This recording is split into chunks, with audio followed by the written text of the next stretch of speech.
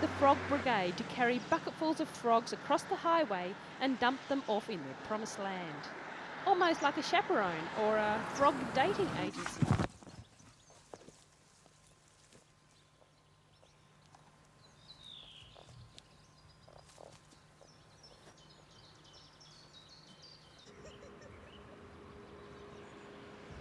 Alive and well, the frogs are able to concentrate on the important matters in a frog's life.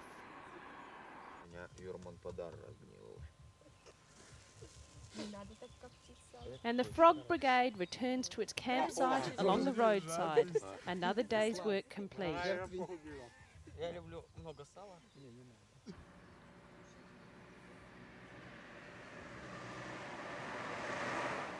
The Frog Brigade, making the world a safer, more romantic and somewhat less tragic place for frogs.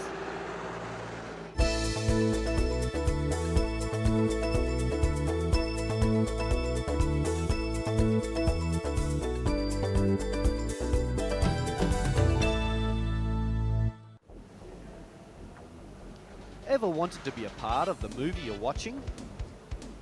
Fight with Lara Croft, drive in a car with Stuart Little, or swim in the ocean like Banjo? In a few years, you may just have the chance. An Australian university and a German digital research institute have pioneered a new form of interactive cinema. An interactive cinema prototype will have its first showing in Melbourne, Australia in November. It will allow viewers the chance of not just watching a film, but immersing themselves in it by controlling what they see and hear. The project is called II Cinema, or Interactive and Immersive Cinema. What interactive cinema allows is the chance for people to test out various scenarios, rather than just being stuck with one. And it looks as if there's going to be plenty of choices: running in a landscape, climbing a mountain, or taking a tour of a grand mansion. The interactive and immersive cinema prototype is a 360-degree cylinder screen with a rotating platform at its centre.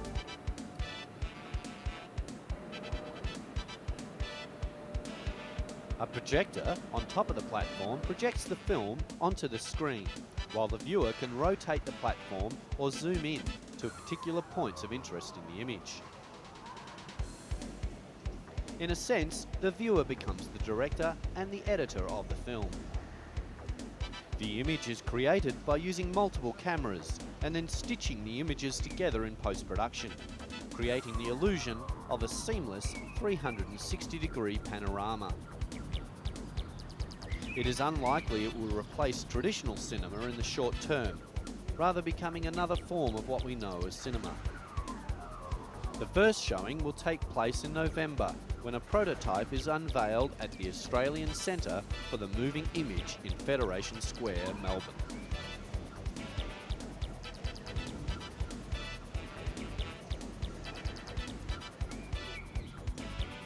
It will be there that viewers will be able to surround themselves in panoramic Melbourne streetscapes and blend in with the whole cinema experience.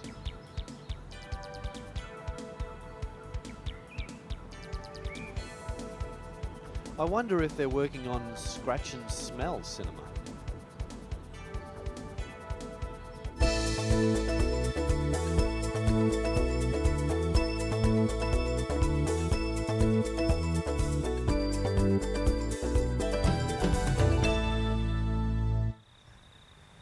The Australian emu.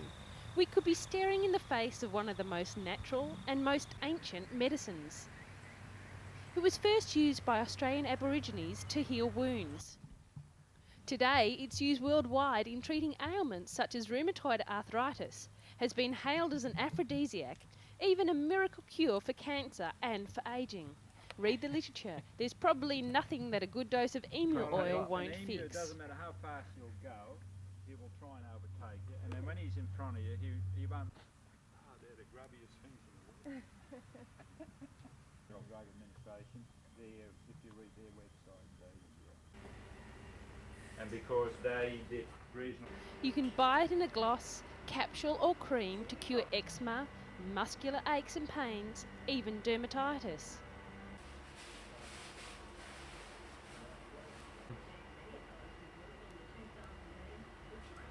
Its uses are so endless. You can even have it in an emu pie, all in the name of good health. But it's all just word of mouth. There's no scientific proof that emu oil actually works. A team of researchers at Australia's Adelaide Women's and Children's Hospital have been studying emu oil in a bid to determine once and for all whether it's all that it's cracked up to be. Led by Dr. Tony Ferranti, they've conducted extensive mouse trials and they're about to embark on human clinical trials using emu oil to treat rheumatoid arthritis. We know that this may very well stop or calm down the inflammatory process, and it means someone with rheumatoid arthritis is less likely to see pain and is likely to get more movement out of the hand and out of the feet and the knees, he says. But knowing that it does work is only half the battle. Researchers need to identify exactly what the mystery component is that makes emu oil effective in relieving inflammation.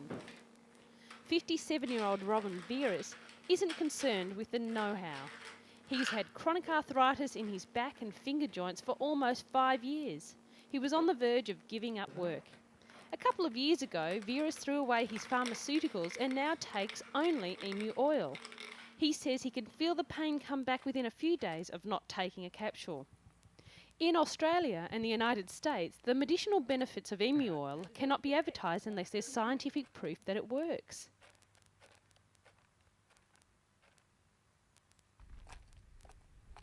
In the meantime, a worldwide multi-million-dollar emu industry hangs in the balance until modern science can come up with a good oil on an ancient remedy.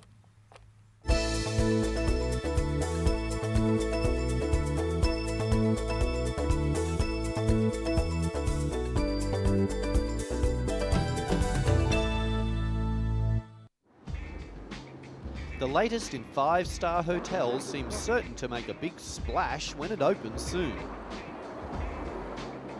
Check this. The 200 rooms are actually on a super yacht, complete with restaurants and bars, swimming pools, spa and cinema.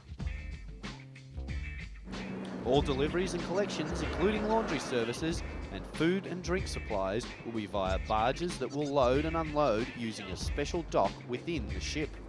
Designers are hoping to have similar hotels floating in some of the world's major cities within a few years. If planning permission is granted, construction of the yacht will start immediately, and the hotel ought to be ready in around a year.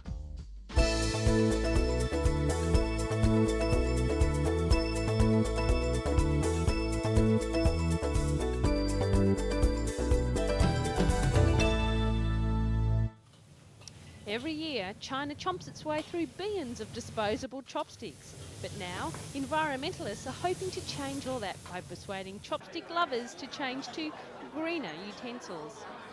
Where there's food in China, there's chopsticks, billions of them. Each year, China's food lovers use and then discard about 45 billion pairs of chopsticks, most of them after a single meal. It was in the mid-1980s that throwaway chopsticks, produced from birch or poplar, began to replace the reusable kind because of fears of hygiene and disease. But in recent years, concern has grown over the 25 million trees it takes to supply China with chopsticks and the impact on the nation's dwindling forests. 2 years ago, Beijing's elite Tsinghua University became the focus of a unique initiative. Environmental science students persuaded campus canteens to replace throwaway chopsticks with recyclable spoons. The spoons are made of plastic because the canteens cannot ensure metal spoons are properly sterilised after use, but the plastic ones can be recycled into other products. Many of our classmates always used disposable chopsticks, and we knew that they were very wasteful of wood and trees from China's poorest areas, and were a waste of natural resources, said Li Yu, one of the main inspirations behind the Go Green movement at Tsinghua. But not everyone was in favour. At the beginning, when they stopped using disposable chopsticks, some students voiced their opposition, but most of them understood why it needed to be done. Some students complained that it was impossible to eat certain food, like noodles, without chopsticks, while others said the spoon cut their mouths. But the students persevered, and now all 15 canteens at Quingha use the spoons, which are cleaned and then recycled into other plastic products. The only exception is for noodles. People are also encouraged to carry their own personal chopsticks with them wherever they go. Other Asian nations like Japan and South Korea have also been criticised by environmentalists for their throwaway chopstick habit. So much so that South Korea has switched mainly to metal chopsticks. But Japan still prefers the disposable kind. A change as big as this one is significant.